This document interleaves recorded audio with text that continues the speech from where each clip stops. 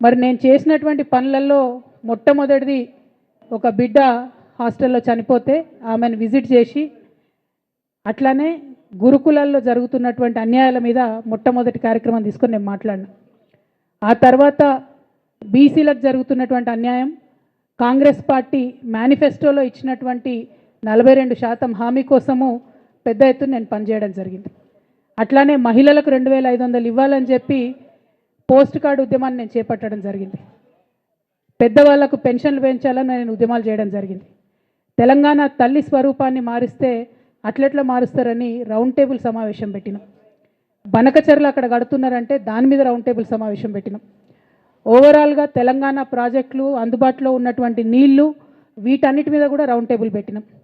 భద్రాచలం దగ్గర 5 గ్రామాలు ముంపు సమస్య ఉంది, ఎవరు పట్టించుకుంటలేరంటే వాళ్ళని పిలిపించుకొని రౌండ్ టేబుల్ సమావేశం పెట్టి ప్రభుత్వం మీద ఒత్తిడి తీసుకొచ్చే కార్యక్రమం చేసినాం.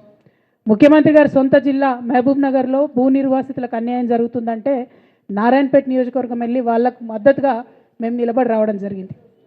అట్లానే 47 నియోజకవర్గాలలో బీఆర్ఎస్ కండువా బాజాప్తా కప్పుకొని, గులాబీ కండువా బాజాప్తా కప్పుకొని ఎక్కడికి పోతే అక్కడ రాహుల్ చంద్రశేఖర్ రెడ్డి గారిని రిక్వెస్ట్ చేసి భవన్ నుంచి అక్కడ ఉండేటటువంటి బీఆర్ఎస్ నాయకులకు అఫీషియల్ కమ్యూనికేషన్ చేపించి ప్రతి ఒక్క బీఆర్ఎస్ నాయకులకు, కార్యకర్తలకు మాట్లాడి ఆయా పర్యటనలకు వెళ్ళినప్పుడు అందరినీ కలుపుకొని బాజాప్తా గులాబీ కండువా వేసుకొని 47 నియోజకవర్గాలు నవంబర్ 23, 2024 నుండి ఈ రోజు వరకు నేను పర్యటన చేసి అనేక ప్రజా సమస్యల మీద మాట్లాడడం జరిగింది.